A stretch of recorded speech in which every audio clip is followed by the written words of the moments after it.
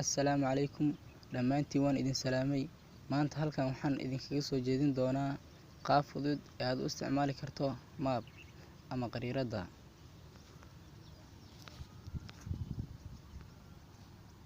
Waxaa laga yaabaa markii aad isticmaalayso map ee aad ka dalbato goob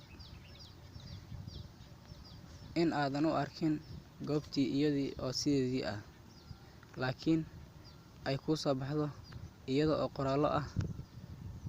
Marka si aan uga gudubno, halkan waxaan idinkula wadaagi doonaa si aad u arki karto goobtii oo sideedii ah. Tusaale ahaan, hadda Soomaaliya oo kale ayaan u baahday in aan arko.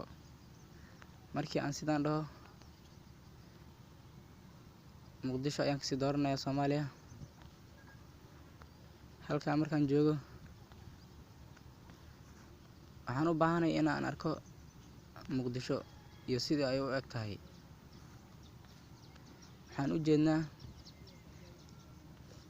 in aan arkin wax magaalo ah ama guryo ah ama dhismo. Waa tilmaamo iyo qoraallo aad u jeedaa. Marka si fudud ee aad u arki karto iyada oo ah dhulkii oo sidiisii ah, guryihii iyo goobta mar walba sida ay tahay. Waxaa laga yaabaa in aadan horey u aqoonin. Waxaad samaynaysaa geeskaas ayaa taabanaysaa. Waxaan u jeednaa in ay hadda tahay sida aan u isticmaalaynay khariirada terrain inay tahay satellite ayaad ka dhigaysaa. Satellite aan ka dhigno,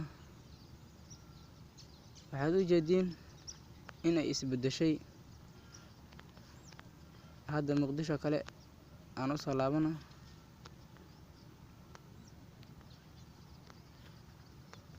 Muqdisho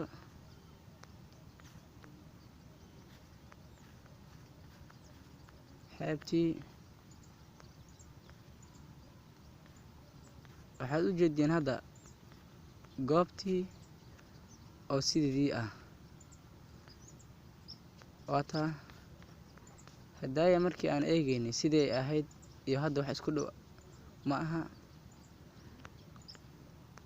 Waad u jeediin dhammaan meeshii aad u baahatid waad arkaysaa.